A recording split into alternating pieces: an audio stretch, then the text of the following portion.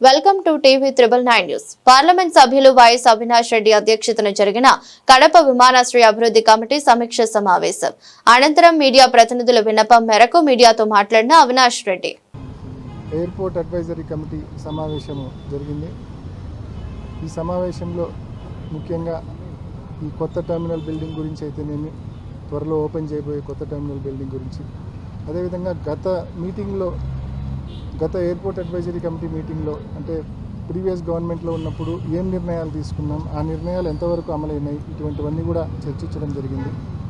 ముఖ్యంగా కడప ఎయిర్పోర్ట్ గురించి నిజంగా లాస్ట్ 5 ఏళ్ల గురించి ఒకసారి ప్రస్తావించాల్సి వస్తే, జగన్మోహన్ రెడ్డి గారి హయాంలో కడప ఎయిర్పోర్ట్ అనేది ఎన్నో అడుగులు ముందుకేసింది. ముఖ్యంగా మనకు నైట్ ల్యాండింగ్ ఫెసిలిటీ లేదు కడప ఎయిర్పోర్ట్.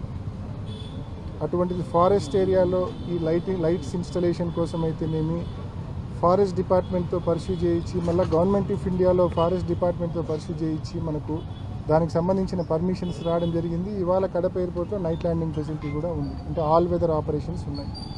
అదేవిధంగా రన్వే ఎక్స్పాన్షన్ కూడా పెండింగ్ ఉండింది గతంలో. అది కూడా జగనన్న సీఎంగా ఉన్నప్పుడు దాదాపు 70 ఎకరాల భూమిని అక్వైర్ చేయడం జరిగింది. 75 కోట్ల రూపాయలు వెచ్చించి 70 ఎకరాల భూమి అక్వైర్ చేయడం జరిగింది రాష్ట్ర ప్రభుత్వ నిధులతో.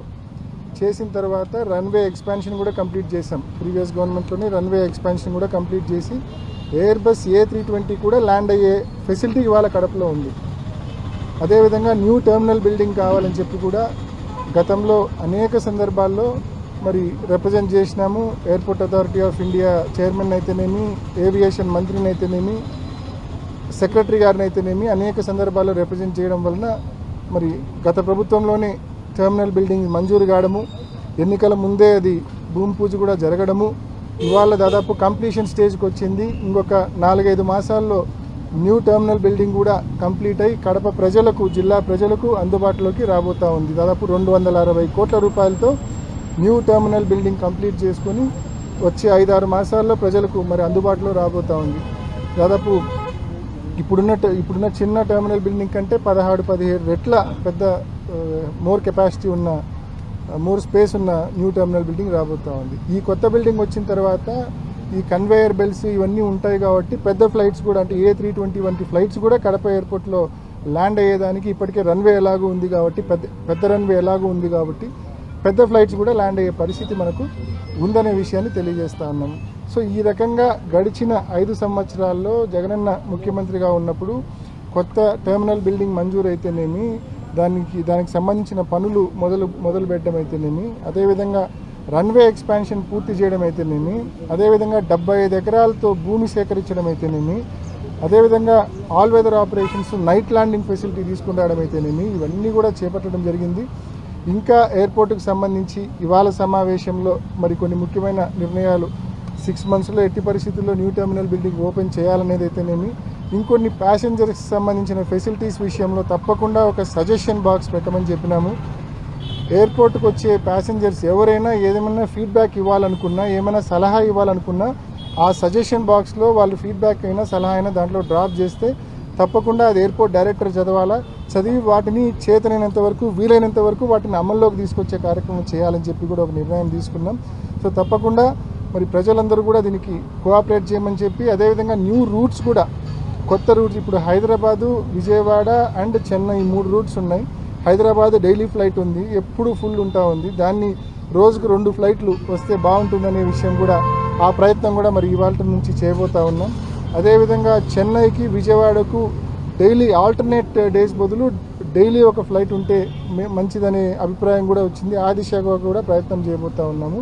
మరి బెంగళూరుకు కూడా ఒక డైలీ ఫ్లైట్ కావాలని చెప్పి మరి ఎయిర్పోర్ట్ డైరెక్టర్ గారు, కలెక్టర్ గారు కూడా మరి తప్పకుండా మేమందరం కూడా ప్రయత్నం చేస్తాం ఈ విషయంలో అని చెప్పి కూడా తెలియజేస్తూ అందరి సహకారం మరొకసారి కోరుకుంటూ ముగిస్తున్నాం.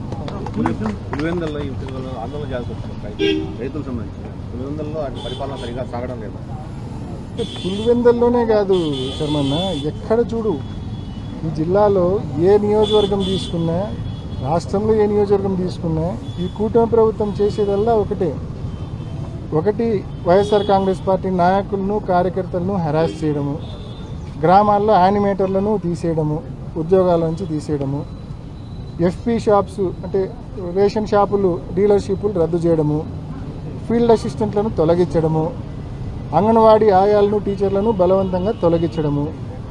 కేవలం ఎక్కడ చూసుకున్నా వీళ్ళది ఈ కూటమి ప్రభుత్వం వచ్చిన తర్వాత అభివృద్ధి అనేది ఎక్కడా జరగడం లేదు.